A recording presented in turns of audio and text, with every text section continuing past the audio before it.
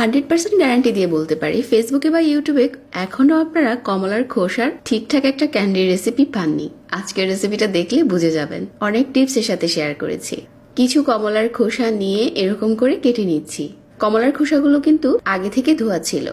এখানে আর কোনো রকম পানি দেওয়া যাবে না। একটা বাটিতে নিয়ে নিচ্ছি আর সাথে দিয়ে দিচ্ছি 1 কাপ চিনি। চিনির মাপটা ঠিক রাখতে হবে। সাথে দিয়ে দিচ্ছি 1/4 কাপ সিরকা। সিরকা আর এই চিনির মিশ্রণটা একসাথে করে মিশিয়ে কিছুক্ষণ রেস্টে দিতে হবে, যতক্ষণ না এই চিনি থেকে গলে পানিটা বের হচ্ছে। কিছুক্ষণ রেখে দিলে দেখা যাবে যে চিনি থেকে অনেকটাই পানি ছেড়েছে। ঠিক এই পর্যায়ে হচ্ছে এটা চুলায় একটা প্যান বসিয়ে প্যানে দিয়ে দিচ্ছি।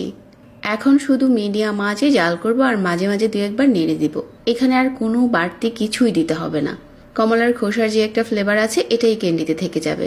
বেশ কিছুক্ষণ টানিয়ে নিয়েছি আর এখন এরকম একটা ছড়ানো ট্রেতে দিয়ে কিছুটা ঠান্ডা করে নিচ্ছি।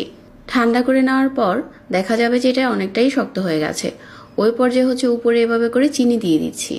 এই ক্যান্ডিটা বানানোর পর কিন্তু বছর জুড়ে এটা ভালো থাকবে। আর এই ক্যান্ডিটা কিন্তু খাওয়ার পর কমলার খোসার যে একটা তিতভাব থাকে ওইটা থাকেই না। তো এখন আমাদের ক্যান্ডিটা বানানো হয়ে গেছে চিনি গড়ানোর পর। যে কোনো কাচের বয়মে ভরে এটা 1 বছরের মতো সংরক্ষণ করতে পারবেন।